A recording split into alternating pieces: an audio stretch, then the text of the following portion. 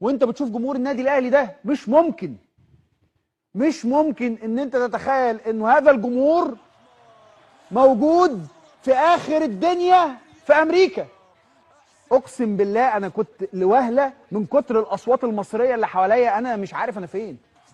ميت لايف ده اكبر استاد موجود بيستضيف بطوله كاس العالم، يعني ده اللي هيستضيف ده بالمناسبه اللي هيستضيف نهائي كاس العالم للانديه ونهائي كاس العالم للمنتخبات اللي هتتلعب.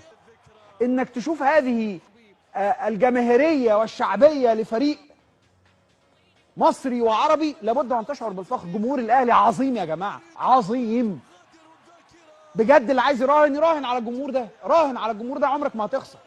راهن، روح يا باشا بقلبك، ما تقولش لا. ويا بخت اللي شاف الجمهور ده وعاش معاه.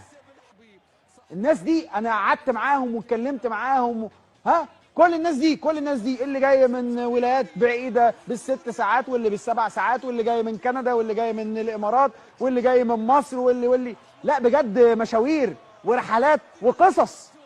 كل واحد من ال60,000 اللي كانوا موجودين دول عنده قصه تملى كتاب، قصه حلوه، قصه بيقول فيها انا جاي ورا الفريق اللي بحبه، انا نفسي اشوف الفريق اللي بحبه، انا ورا النادي الاهلي. على فكره هتتغير الاسماء وهتفضل مشاعرهم هي تجاه النادي ده، تجاه الفرقه دي، تجاه الاسم، تجاه